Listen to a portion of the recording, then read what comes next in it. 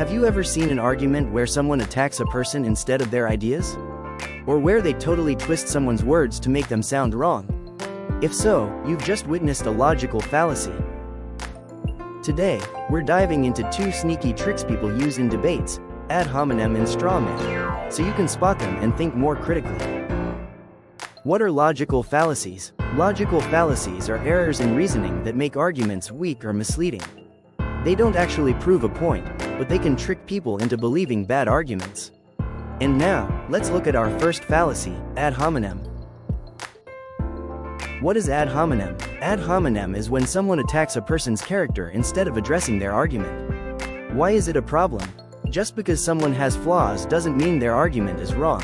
It avoids the real issue by focusing on personal insults. Let's look at these examples. 1. Sarah. We should reduce plastic waste to help the environment. Tom. Why should we listen to you? You failed science last year. This is ad hominem, because instead of debating plastic waste, Tom attacks Sarah's grades. 2. Don't believe what that doctor says about healthy eating. He's overweight. Just because the doctor is overweight doesn't mean his nutrition advice is wrong. How do you respond to ad hominem? You might say, let's focus on the actual argument, not personal attacks. Even if a person has flaws, their argument can still be valid. Now let's move on to our second fallacy, the straw man. What is straw man? Straw man is misrepresenting someone's argument to attack it. It happens when someone distorts another person's argument, making it easier to attack. Why is it a problem? It misrepresents the argument, making it seem worse than it really is. It avoids addressing what the person actually said. Here are examples of straw man arguments. Example 1. Lisa. I think we should have some regulations on businesses. Mark. Oh, so you want the government to control everything? Straw man. Lisa never said she wanted complete government control. Example 2. Jake. Video games can have some benefits, like improving problem-solving skills. Amy. So you think kids should play video games all day instead of studying? Straw man. Jake never said kids shouldn't study.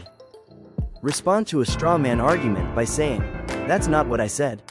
Let's go back to my actual point. I think you misunderstood my argument, let me clarify.